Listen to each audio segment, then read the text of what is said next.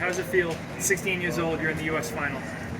Oh, I don't know if I could have imagined it. That was a special race. I didn't really expect myself to make the final, so getting that opportunity in a few days is, I'm not going to let it go. Take me through the moment, like getting clipped a little bit and just finding your poise again. That was an incredible moment. How did you do that? Yeah, the rounds are always, some hectic always happens in each round. So I wasn't too surprised, especially with it being me. So just trying to stay focused throughout the race and not let it get to me. That can happen a lot where I might get tripped up and the race just might end there. So just trying to stay focused, and then with 300 to go, just trying to make my move. What exactly happened in that incident from your perspective? Yeah, a guy started to go by me on the curve of the second lap. And I might have just clipped somebody's spike. I'm not 100% sure. It went by pretty fast, so obviously just trying to stay focused and get back in the zone.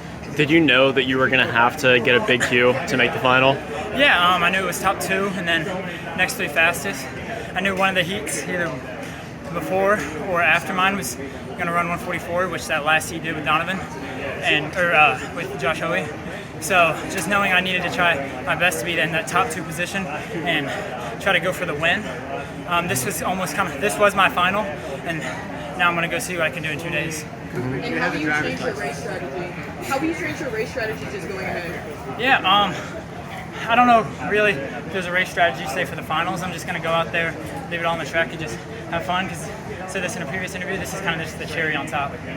What was this? Do you have a driver's license yet? I do have a driver's license. I got it in December. What was the strategy going into today? Yeah, one of the big goals was to try to set off Bryce. That first 250, I moved right next to him, and then just try to hang on. I knew Bryce was the guy kind of to beat.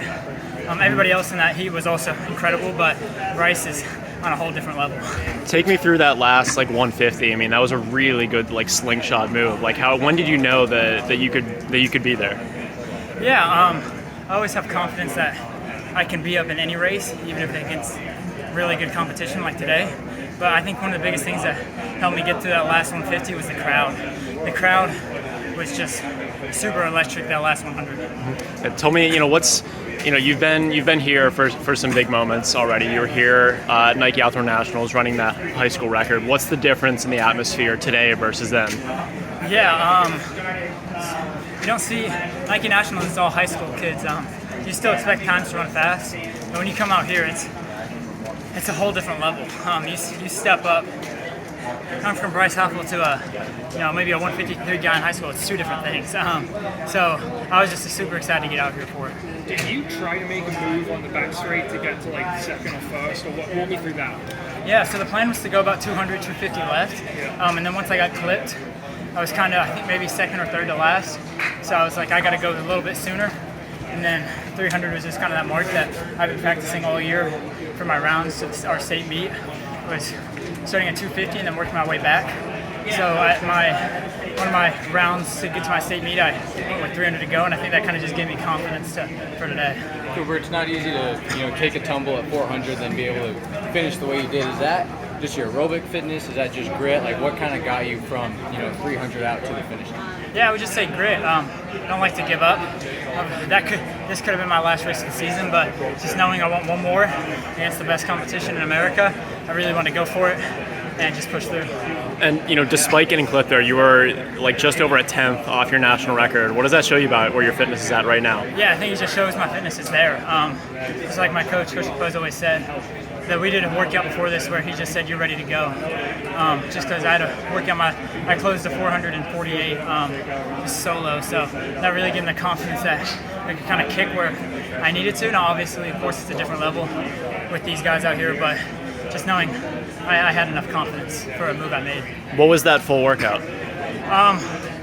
So the end was a 400 at 48, but it was 6.2s, I believe. All of them were about 25s. First 2 were supposed to be 26, 2 25s, 2 24s, and then the 1x400 at 48. And then with I believe it was a 500 at the beginning at about 112, I believe. So nothing too crazy coming through 58 for the 400, and then just kind of hanging on to that.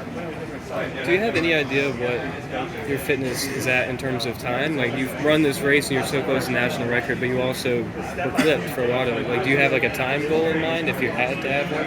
Yeah, you always want to say what you think you can run, but always saying versus doing is two opposite things. I think I could run faster than 1:45.45. No, I haven't proved that just yet, but in my mind and with my coach, we think we can go faster. Thank you. Congrats. Stuff, dude.